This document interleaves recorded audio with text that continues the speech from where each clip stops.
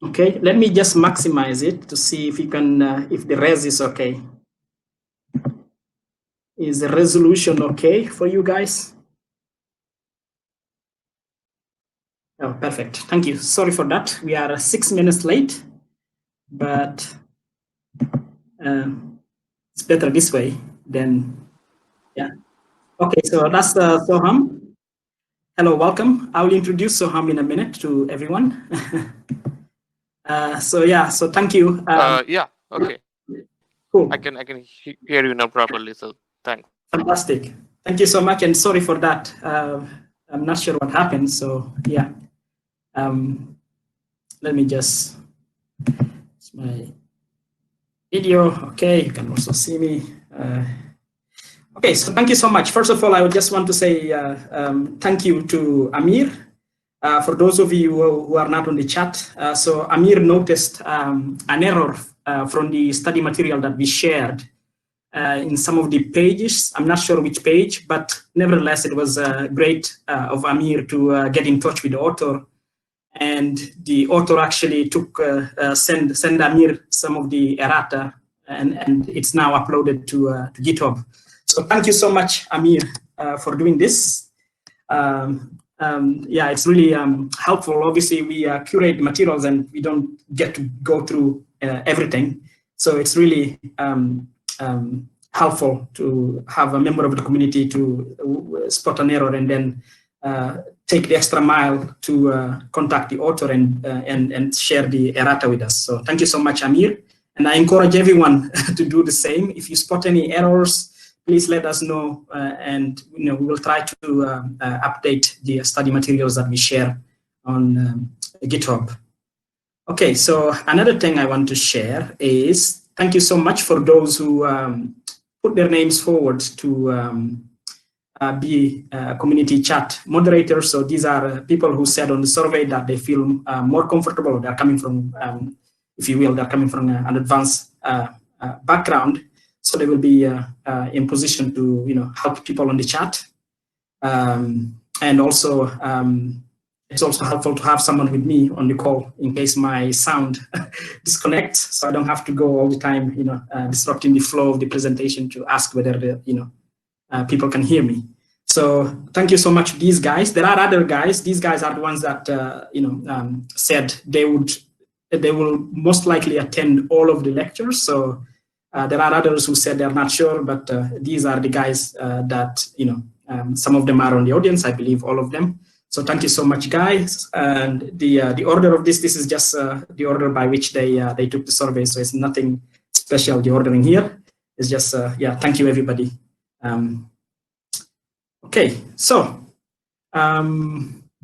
this is where we are as far as the foundation module is concerned. So last week we went through groups.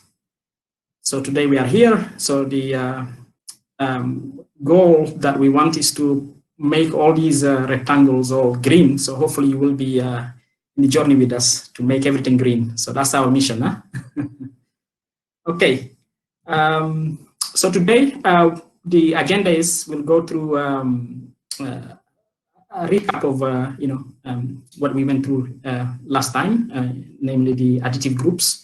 So we'll recap the axioms again, just to make sure that we are all on the same page before we go to the ring axioms. And then we'll go and see some examples of rings. Then we'll go through the concept of integral domains. And then we'll go again with this thing of using matrices, because they will play an important role going forward.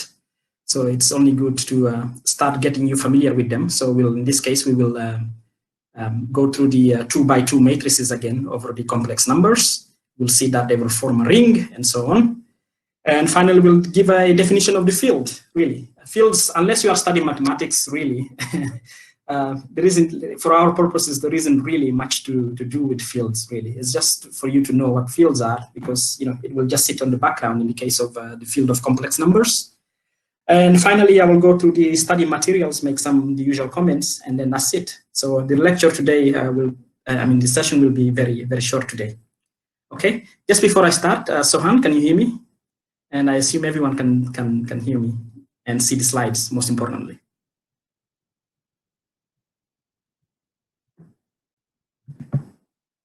Yeah, okay, cool. Thank you.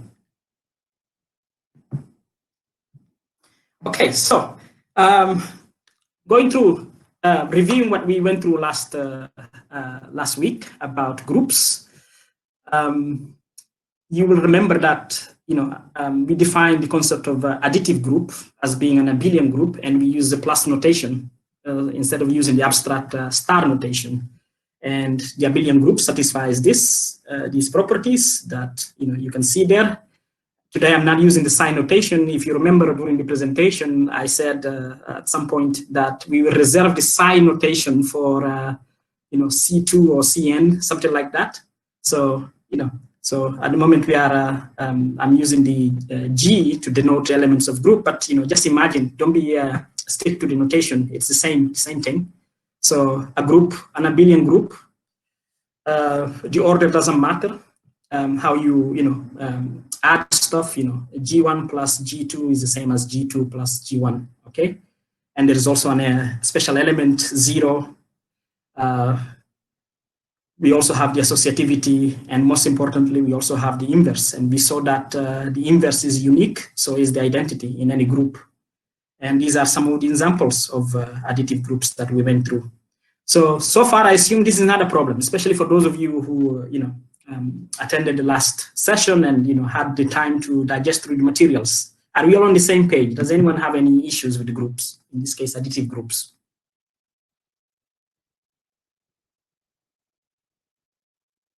Okay, so I assume that's okay. We are all on the same page. Let me go forward. Okay, so a ring is a triple, just like a group was a pair. In this case, we decided to, mathematicians decided to add an extra binary operation on a set. In this case, we call the set R because it stands for ring. So it's just a triple with the two binary operations that we call plus and times or product, whatever you call it. And the first axiom is that R is an additive group under the addition. So we already know what an additive group means. So it satisfies all the properties that we saw before we came to this slide that additive groups satisfy. Another thing that it satisfies is that associativity is also satisfied in respect to the multiplication. And we also have this thing called distributive property. You have seen this before in the lecture one, but in terms of intersections and unions, these things in the set, in the module. So this is it really. So there are only 3 axioms for rings, and as you can see, they're very, very simple. And just as a note, mathematicians sometimes you can drop the associativity and then you get what they call non-associative rings. For our purposes, we will only deal with associative rings. So if you want to learn more about non-associative rings, you can Google, and there are some interesting rings out there that are non-associative. Okay. Another thing, a convention that I will make is like, sometimes I might write A times B, but most of times, whenever possible, I will just write AB because, just for laziness to save space. The next definition I want to go through is a ring is commutative or abelian if AB equals BA. So the order of which you multiply its element does not matter, okay? If that's not the case, we call it non-commutative or non-abelian, okay? Let me check. Soham, are you still with me? Okay, it's okay. I will check the chat. Okay, cool. So I assume it's all clear. Nobody has, you will see examples of rings in a minute. I just, actually, before we go there, actually, I will just ask, looking at the ring, at the axioms, what from the sets that we went through, question here. So A plus B equals B is not a condition. No, yeah, for rings, the commutativity condition is in respect to the multiplication, not the addition. Is that clear? Okay, cool. So from these axioms, can you guys think of anything that can be ring? before we actually jump to the next slide to see. I mean, some of you, because I posted the slides in advance in the chat, that's cheating. Don't look. Okay, that's fine. I will help you guys. Let's go to the next slide. So there you go. So my question is, which of these triples are rings? Is Z plus and times a ring? Question 1. Okay, Aditya. Okay. Yes, okay. Okay. Okay. What about 2Z? This is the set of even integers.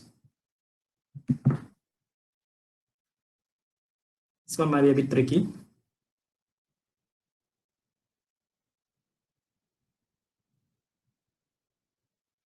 So if you multiply, yeah. So if you multiply two even integers, the result is also another even integer, right? So is it a ring? Do we have a consensus? Is 2Z a ring? Oh, another way to put it actually, is there anyone who disagrees that 2Z is a ring? That's faster. If there is nobody, that means we are all on the same page. You will see in a minute that it's a special type of ring indeed. Yeah. So 2Z is indeed a ring. You can verify this after. The rationals is also a ring. Real numbers is also a ring. The complex numbers, so they are all rings. And I guess this is more or less like trivial, but nevertheless, I'd like to ask it. Is it? Are they all abelian rings? Yes. Yes. They are all abelian rings. Is there anyone who disagree that those rings?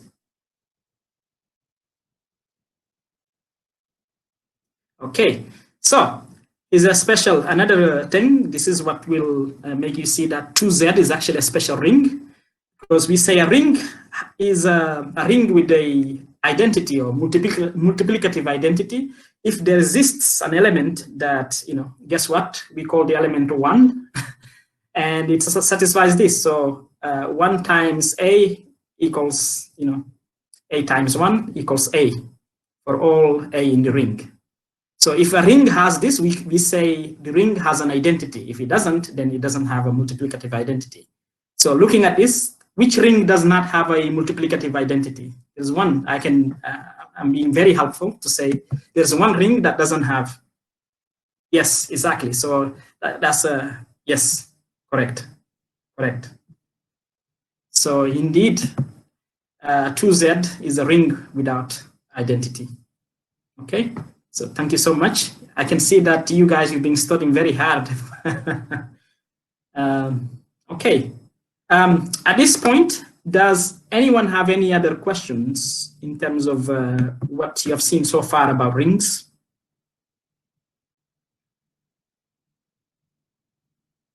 Okay, I assume that's no. So I will proceed. Okay, well, here's a very simple half-baked proposition that I leave you guys to prove. You will also see a version of this on the study materials for you to finish that, with a ring. Just looking at the axioms that define a ring, you can prove this.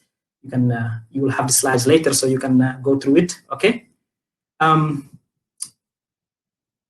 So another thing is a ring is finite if its underlying set is finite. Otherwise, it's infinite. So therefore, these rings Z, Q, R, and C are obviously infinite rings, right? Because they're infinite sets. So because I know that some of you might be asking, what are examples of finite rings? So this one, for example. If you look at this, I'm already spoiling it, so maybe I should think it's a ring. You can see by going through the text. So by the way, this is an addition mode. This is a mode 2 addition. So if you add and if you are into modular arithmetic, you do the addition in these 2 elements, and you do multiplication. You will see that they form a ring. Is it abelian or? Is it a billion or non-a-billion?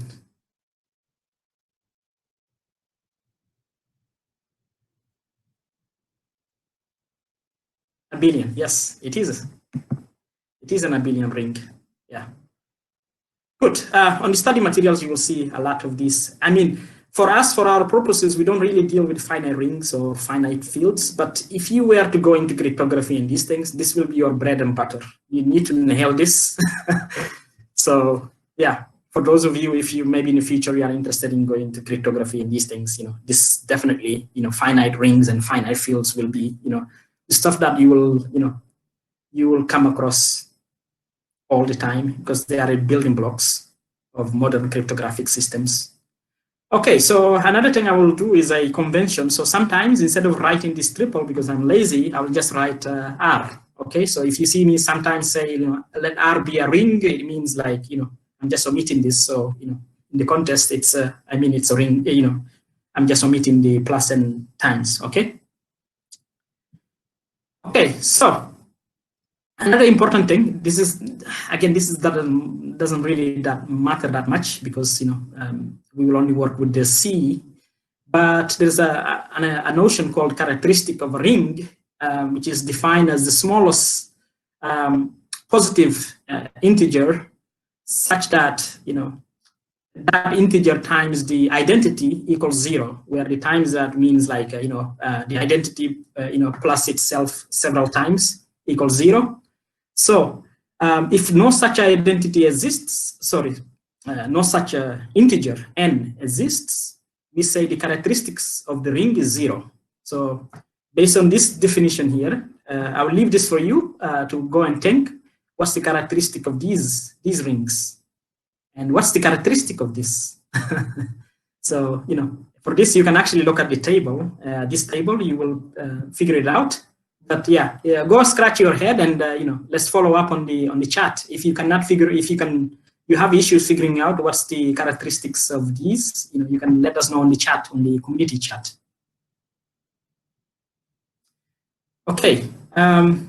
Another obvious concept is the concept of a subring. This is also very kind of intuitive, like, a ring is a subring of the other ring if it's a subset of the bigger ring, and it also forms a ring under the same binary operations. So not much really to be said. Again, this is not something that really matters in our point at this stage anyway.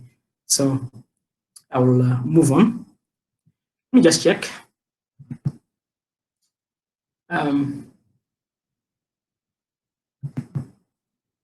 Okay, I see you are very engaged in the chat. That's great. That's what we want.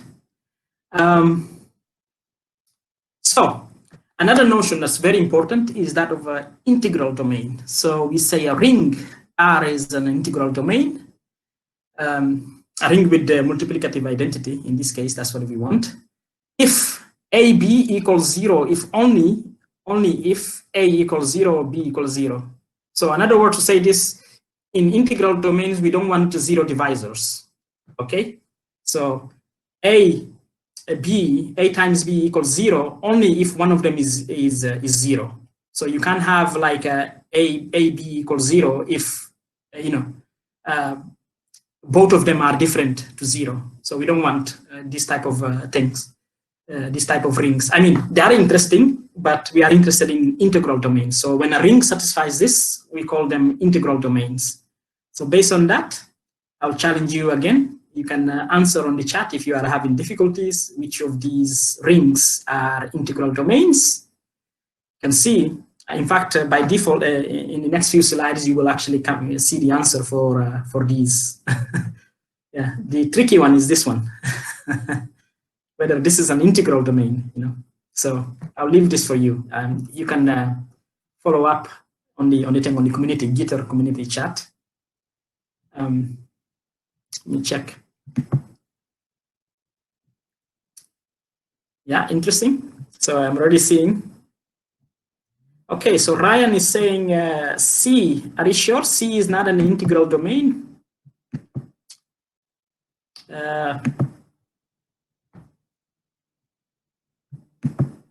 Let's see. The definition is there. Huh? So if you are saying C is not an integral domain, so that means there are two complex numbers, both of who are non-zero, that you multiply and then the result is 0. Is that the case for C?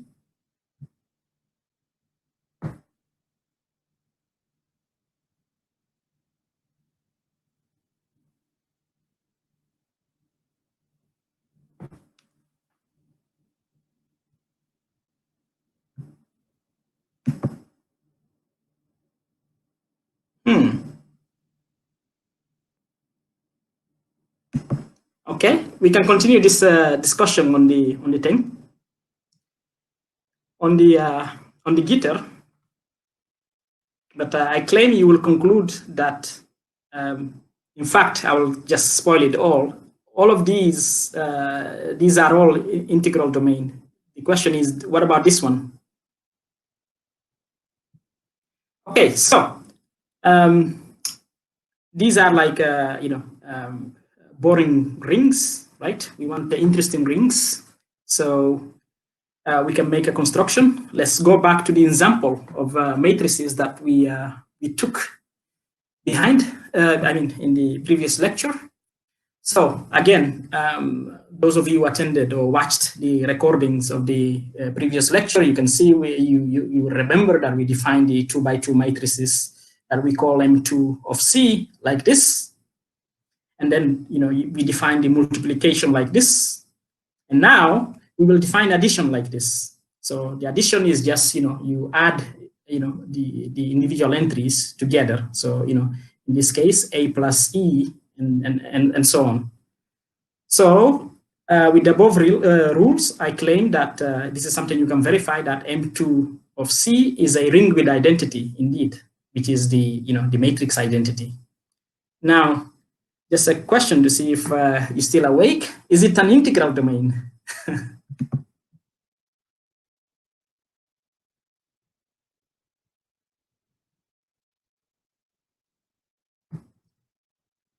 Is matrix, is this M2 of C, is it an integral domain?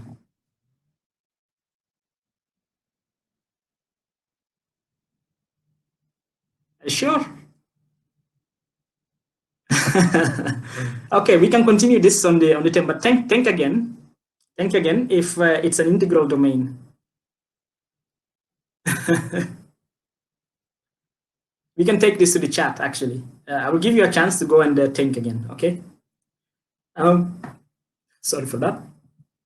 Okay, so some of the properties of M2 of C ring is this. Obviously, those of you who attended the previous lecture, you will know that it's not multiplication is non-commutative. So in general, AB is not the same as BA, okay? Here are like some of the examples.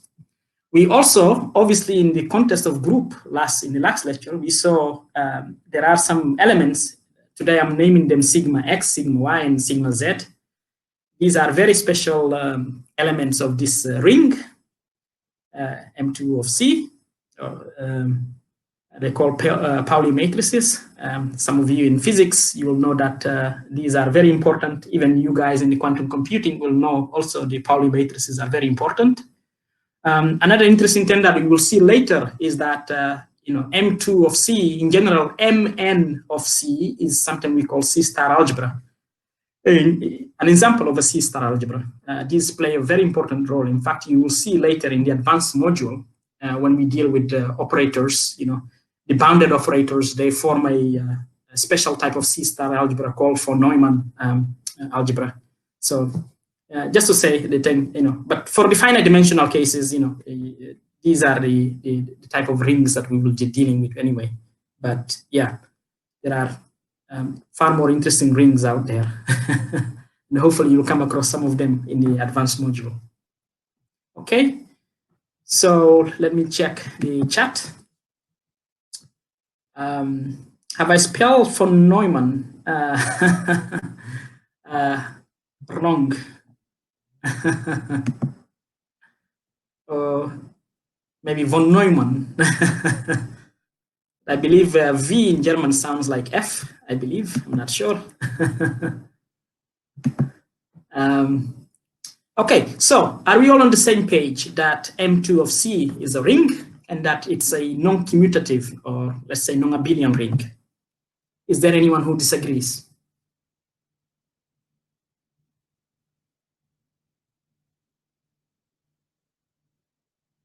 Okay, so seems nobody disagrees, so that's fine. Okay, let me go to the next one. So this is your challenge. I love these challenges, the commutator challenges. So as a homework for the patient, and I definitely encourage it. So let's first define the commutator on M2 of C. So the commutator is defined like this, so you have AB as, matrices in M2 of C. Their commutator is AB plus the additive inverse of BA, or more or less in a less formal fashion, it appears like this. This is why, what people are used to in the standard textbooks, certainly in standard textbooks of quantum mechanics. So yeah, so this commutator is closer than the commutator that, the famous commutator immortalized by Heisenberg. So this is the closest you get. So based on these definitions, so hopefully I didn't do any typo, and hopefully you'll find out. Try to go through this, calculate this, for example, that, AB equals 0 only if A and B commute. Remember what A and B commuting means that AB equals BA. And then you can prove all of this. Just another comment. Obviously, we haven't added, multiplication by scalar on a matrix, but it's like, in a normal common sense. So you multiply the alpha, which in this case is a complex number, with individual entries, with all the entries of the matrix. That's it. So, and if you do that, the claim is you will have these identities. And maybe later, this is another thing, we will have something called anti-commutators, which is defined like this. So yeah, so commutators are very interesting. Interesting also are the anti-commutators. For those of you who are on the Gitter channel, I've actually shared an interesting thread on, about, the physical, the significance of this, on in physics. So you can maybe go to the Gitter page and channel, and you will see the link and read about it. We won't go through it today. Maybe we'll reference it more in the advanced module. Okay, so does anyone? Yes, not to be confused with the Poisson bracket. The Poisson bracket is more for this is using the classical in classical physics. In fact, it's the starting point for the so-called quantization. Normally, when you want to quantize a classical system, you try to take the Poisson bracket and make it into commutators. We won't go there anyway. We might in the advanced module, go through this. There's something called geometric quantization, which is a very interesting, very hard field, which essentially, we hand you, you are giving a manifold, in this case, a symplectic manifold. The question is, can you rebuild the Hilbert space formalism on that? Build a Hilbert space from the manifold, and build the operators from the, smooth maps on the manifold and these things. So it's a very hard but a very interesting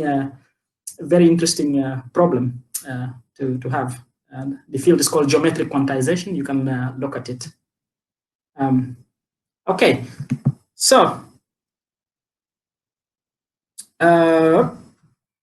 I believe there is no questions in terms of the definition of the commutator. Is a straightforward thing. Okay. Okay. So thank you so much to Soham and the moderators. I see you are engaged in the chat. Thank you so much for doing this. And I encourage you guys to move on the conversation, follow up. Please do on the thing on the Gitter channel, just to keep the discussion alive. Another challenge, obviously, this is an extra challenge. Now that we are here, why not this other challenge? You have the Pauli matrices. Go and calculate the commutator between them, and no cheating, because if you Google, you'll probably see the results. But I really encourage you to actually do it manually. Not even use software, just to get you used to doing like this type of stuff. Because this is how you will internalize all these things in your head. So I really encourage you to do this. Okay, and then this is it, really. So a field, what is a field? A field is a triple satisfying the following axioms. So it's an integral domain. Okay, so you already know what an integral domain is. And most importantly, every non-zero element of the field has a multiplicative inverse. Okay, so in other words, another way to say this is that the non-zero elements of the field F form a group, a multiplicative group. Okay, so based on this definition, we can look at this, and I can tell you, is Z a field?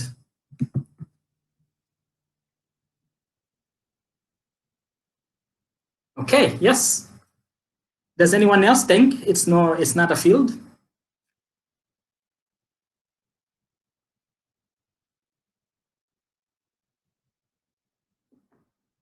Yes, it's not a field, indeed. Where does it fail? Which condition does it fail? No inverse, exactly.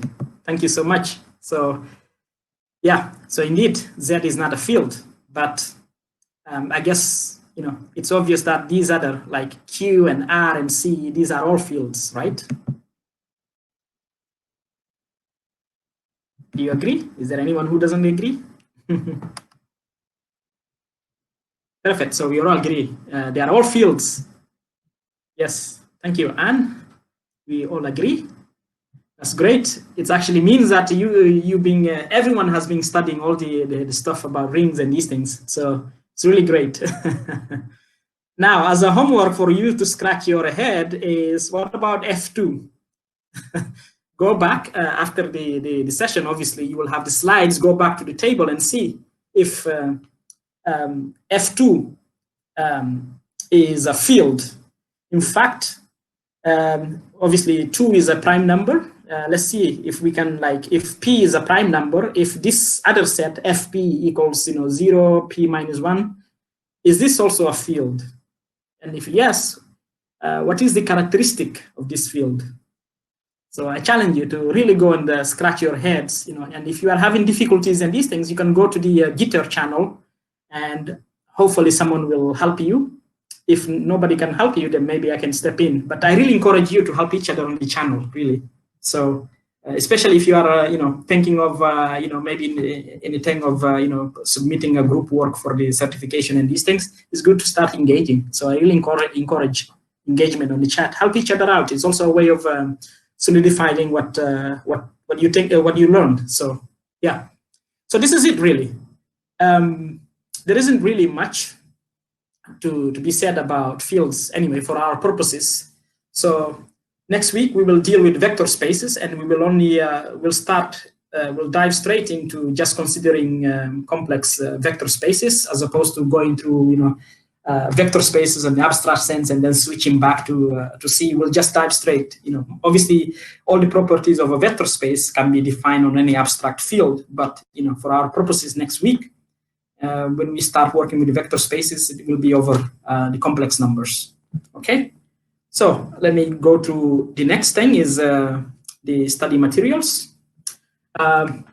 We found this, I think, very interesting because it says theory and application. So I found this, especially on the application side. If you are interested in coding theory and cryptography, it has stuff there that you can see. How rings and the concept that the algebraic concept that you went through are applied into those topics. So it's like a 2-for-1, really. That's why I selected it, and it's by Professor Thomas Judson. It's a very interesting lecture notes.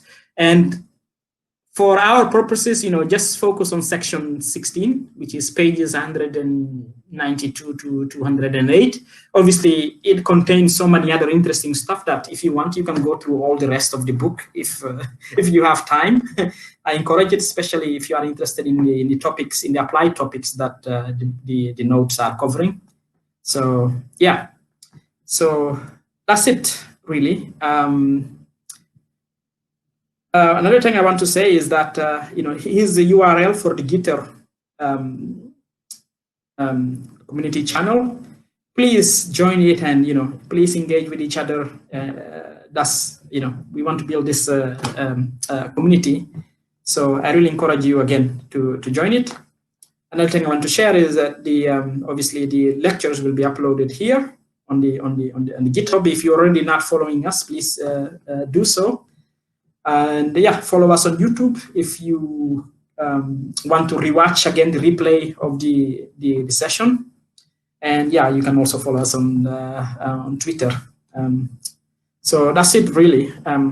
This session is really short. Let me just go back to the foundation module slide. So this is really like, I hope by going through all these things have been very helpful, because normally in standard test books, they mix stuff like, they come in and they give you, a vector space is blah, blah, blah. They mix in the axioms of groups, everything is all together. But as you can see, at least from my point of view, by doing it in this like layered, approach, things become more cleaner, So, so the course really, the real stuff really will start next week, really, going forwards, then we'll go through, linear operators and these things. This is where the actual, it start becoming a little bit more harder. And maybe at some point it will be very hard for someone that haven't been attending or haven't watched everything to really follow the lectures. In that, if that happens, then maybe we will just limit the live session to you guys who have been attending, because it will really be super hard for someone to just be parachuted into sessions like this if they haven't, unless they have like already coming from a background, they like advanced background, they know the stuff. It will be very hard for them to catch up. So yeah, but anyway, we see how it goes, really. But from next week onwards, things will start really becoming, the pace will start kicking off, and you'll start to see a little bit more kind of things moving towards, the standard test books. You'll start to see things that, you already seen in the standard test books, but hopefully there is in a much more cleaner fashion here than some of the test books out there. So yeah, that's it, really. I have no more things to share with you. So I'll look at the chat now to see if there are any questions. Is there any question? Okay, yeah, I see Soham is answering all of them. Thank you so much. If you have further questions on these things, you can just please join the Gitter community and continue the discussion over there.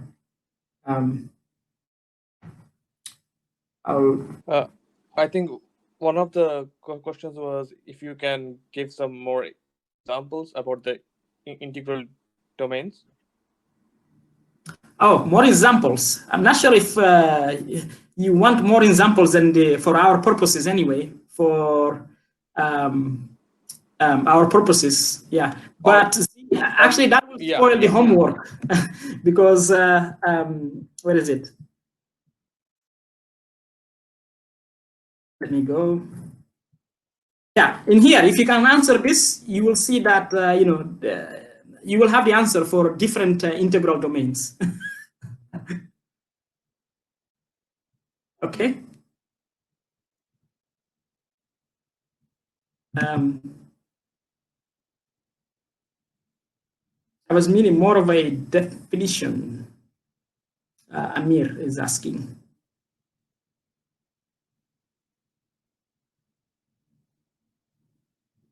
Oh, Yeah. there was Yeah. one question about the cross product. Is that will the form a ring under the cross product or not? And if so, then will that be a non-associative ring or not?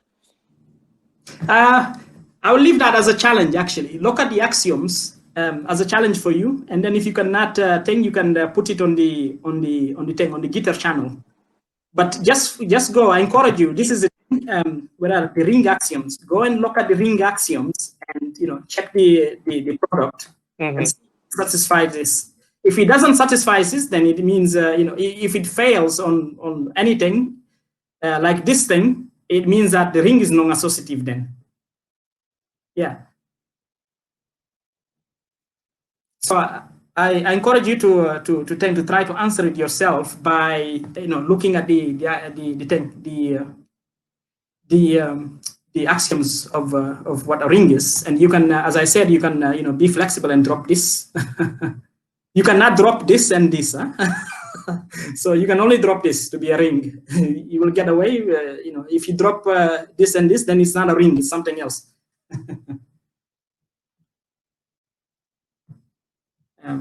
Is there any other question that I might have missed? Or?